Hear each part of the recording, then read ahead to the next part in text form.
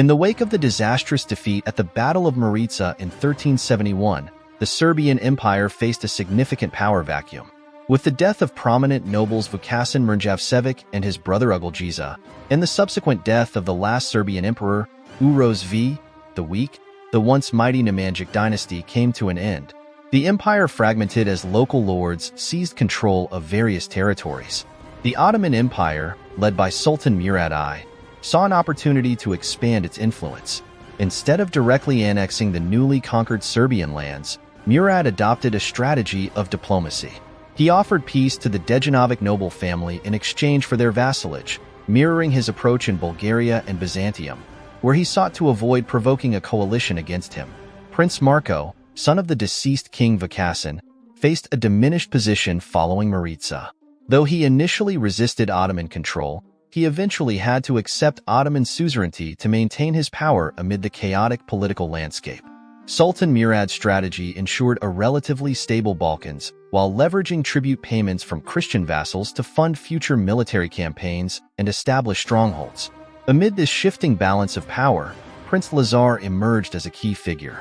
Exploiting the fall of the Mrnjavčević family, Lazar solidified his position and, by 1373, formed a coalition with Bosnian Ban Tvrtko and Hungarian noble Nicholas I Garai against the rival Prince Nikola Altomanović. Their combined efforts led to Nikola's defeat and the acquisition of Branicevo, enhancing Lazar's resources and power. In 1377, Tvrtko crowned himself king of the Serbs and Bosnia, displaying his ambition to unite the Serbian lands. Despite their rivalry, Lazar and Tvrtko maintained their alliance, guided by mutual interests. The Ottoman Empire renewed its aggressive tactics in 1380 with raids into Christian territories, including Bulgaria and Macedonia. Notably, the Ottomans suffered a setback in 1381 when Serbian forces under Lazar's command defeated them at the Battle of Dubrovnica. Nevertheless, the Ottomans continued their campaigns, conquering key cities like Sarajeva and Sofia. In 1386, the Ottomans launched a major attack on Serbia, seizing Niš and threatening Lazar's capital, Kruševac. However, Lazar achieved a significant victory at the Battle of Pločnik, forcing the Ottomans to retreat from Serbia while retaining control of Niš. The conflict intensified as Sultan Murad prepared for a decisive confrontation. In 1389, Murad, accompanied by his sons Yakub Čelebi and Bayezid, led a large Ottoman force against Lazar, who gathered a coalition including Bosnian and Hungarian allies. The armies met on the battlefield of Kosovo on June 15, 1389. The Ottomans, numbering around 30,000, deployed a defensive strategy with archers, infantry, and cavalry. The Serbs, with 20,000 troops, relied on their heavy cavalry. Lazar's strategy involved a powerful cavalry charge aimed at disrupting the Ottoman formation.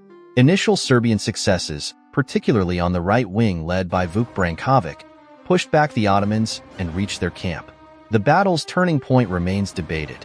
Some sources suggest that a Serbian knight, later known as Miloš Obilić, assassinated Sultan Murad during the melee. Despite this, the Ottomans regrouped and mounted a counteroffensive, ultimately forcing the Serbian left wing to retreat.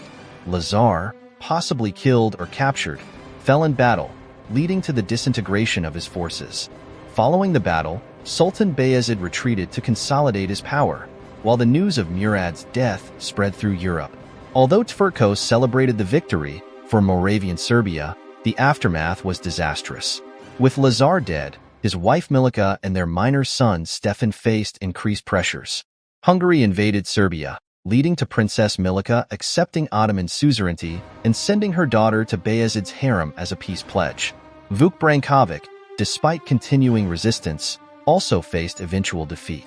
Historians remain divided on the battle's outcome, with some viewing it as a Serbian victory for halting Ottoman advances temporarily, and others as an Ottoman triumph for their battlefield success. Regardless, the defeat of Lazar's coalition marked a significant weakening of Serbian resistance, paving the way for further Ottoman expansion in the Balkans.